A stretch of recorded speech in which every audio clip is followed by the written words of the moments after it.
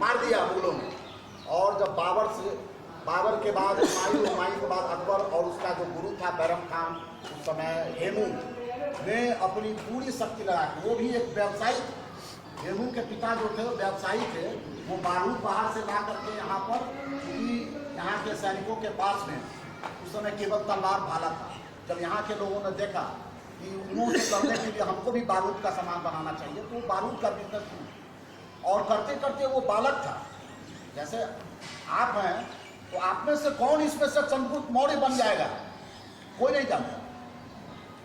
तो उसी में से हेमू जो था वो देखता था रोज, और धीरे धीरे उसने ऑर्गेनाइज किया, ऑर्गेनाइज करके संगठन शक्ति से और हथियार जो है जुटाया, और उसने एक विशाल सेना अर्जित की और मुगलों को उसने चैलेंज किया। मुगलों को चैलेंज करने के बाद भयानक लड़ाई हुई। लेकिन ये हिंदुस्तान का दुर्भाग्य है, हिंदुओं का दुर्भाग्य है कि एक तीर धोखे से उनकी आंख में आके लग गया, और उनके गिरते यहीं पर हिंदुओं में और मुसलमानों में अंतर हो जाता है। हेमू को आंख में तीर लगते सारी सेना घबरा गई। कोई ऐसा नेतृत्व सेकेंड लाइन ऑफ डिफेंस नहीं था जो कि हेमू के घायल होने के बाद उस जीतती हुई सेना को पहले विजय के पथ पर ले जाता। इसलिए व्यक्ति का महत्व होता है, नेतृत्व का महत्व होता है ना। नेतृत्व विहीन सेना बिखर गई, और हेमू को पकड़ के ले आया, और हेमू के पिता को ले आया, और जिस अकबर को महान कहा जाता है, उस अकबर ने हेमू को सिर कटवा दिया।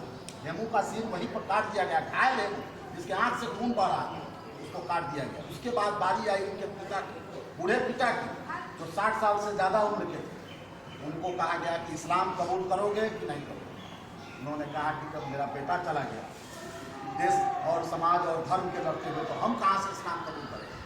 और बैरम खान अकबर के आदेश पर उस बूढ़े व्यक्ति को जो घायल भी था और सामने उसके पुत्र की लाश थी, वहाँ पर उसका भी सिर काट दिया। उस अकबर को आज़ादी के बाद अकबर महान कहा गया। अगर अकबर महान होता, अभी आपको पता होना चाहिए कि योगी आदित्यनाथ अभी प्रयागराज, इलाहाबाद को प्रयागराज कर रहे हैं। उस प्रयागराज को इलाहाबाद नाम रखने वाला कौन था? अकबर।